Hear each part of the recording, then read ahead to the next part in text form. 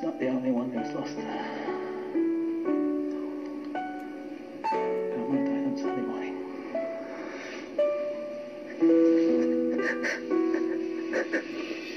Ano naman kayang magkahalong tuwa at lungkot ang dala ng pagdating ng ina ni Maymay para dumalo sa libing ng isang butihing ama at lolo.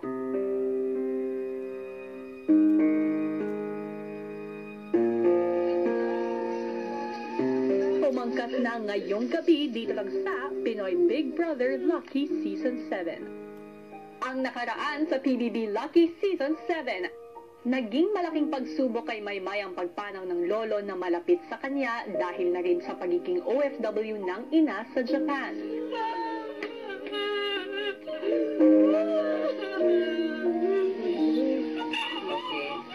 Para labanan ang kalungkutan, ginawang abala ni Maymay ang sarili sa mga tasks sa loob ng bahay. Task na di niya alam ay para rin pala sa kanyang pamilya. Gusto kong malaman ng lahat.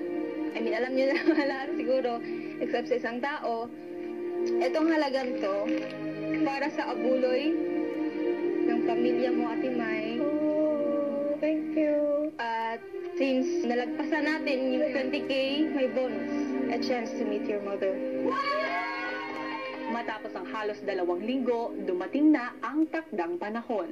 2 linggo na ang nakakaraan mula nung umalis ka ng bahay ko para umuwi sa inyo. Kamusta ka na ba? Siyempre yung sakit na sa puso, andun yung kuya, hindi pa nawala. Si Papa Joe, kuya, tanggap ko na nawala na talaga siya. Talagang sobrang sakit everyday. Hindi ko talaga nakakalimutan si Papa Joe. Alam na alam ko na proud siya kahit hindi ko nakikita. Pero nararamdaman ko, kuya. Maymay, kaya kita tinatawag ngayon dahil isang balita pa ang gusto kong sabihin. Ano po, kuya? Bukas na ang libing ng lolo mo. Papayagan kitang makilibing. Kuya, maraming salamat po.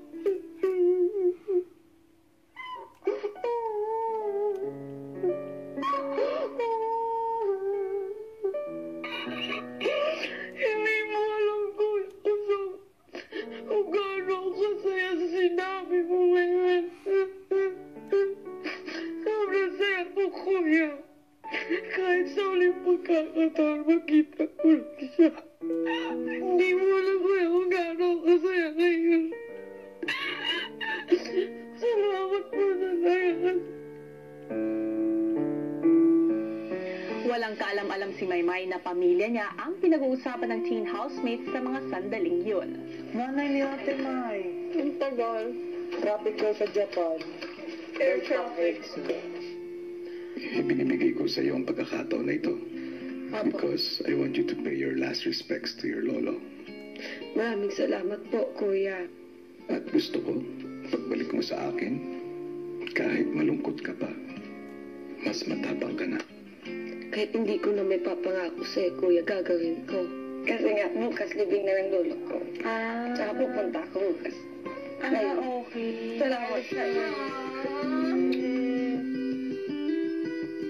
Kuya, makakabuti po yun kay Ate Maymay kasi kailangan niya po na mag-recover po from her loss sa kanyang lolo.